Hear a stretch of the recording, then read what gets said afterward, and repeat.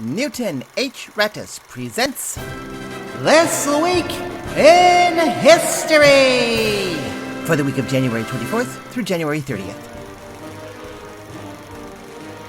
January 25th, 1999, the first successful hand transplant in the United States is performed at Louisville Jewish Hospital in Kentucky. The recipient, Matthew David Scott of New Jersey, lost his left hand in a fireworks accident. The transplanted hand, from an unnamed donor, was successfully attached 2 inches above Mr. Scott's wrist after 15 hours of surgery.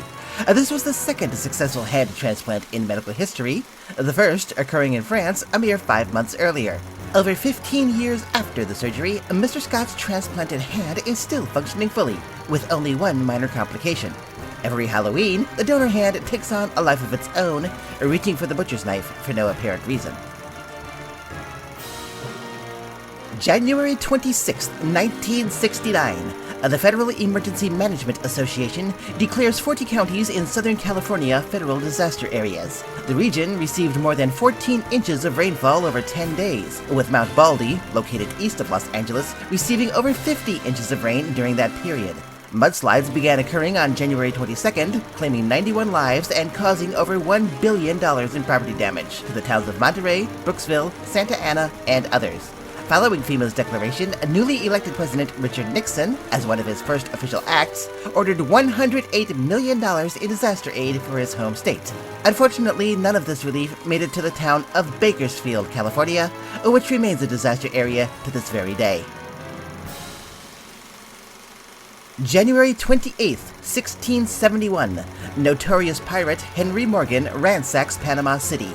Morgan and his band of privateers began their march on Panama City from Fort San Lorenzo in Cologne.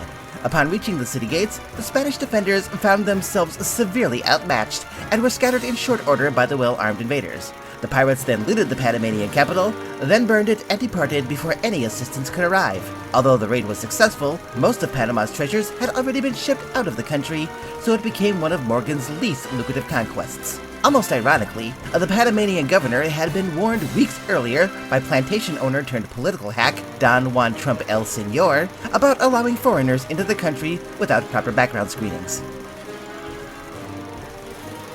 January 29, 1802, John James Beckley becomes the United States' first Librarian of Congress. The Library of Congress was established by John Adams in April 1800 and contained, quote, such books as may be necessary for the use of Congress, most of which Adams purchased or donated himself.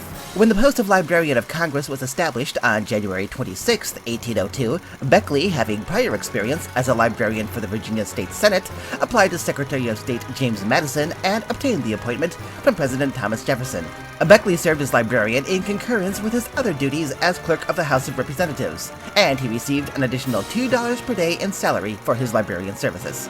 Today, according to the U.S. Department of Labor, there are over 140,000 librarians in the United States, many working for colleges, universities, and elementary schools, and many still being paid the equivalent of only $2 per day.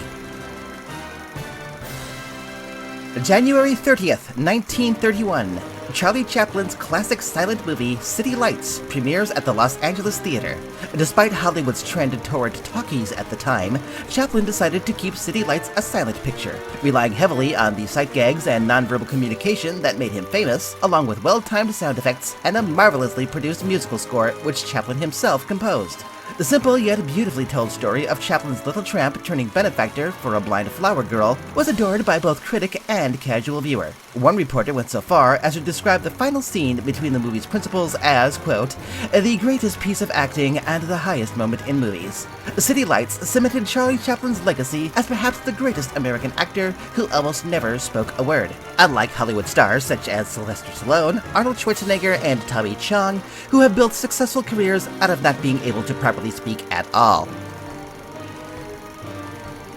So, what is the historical significance of February 1st, 1884?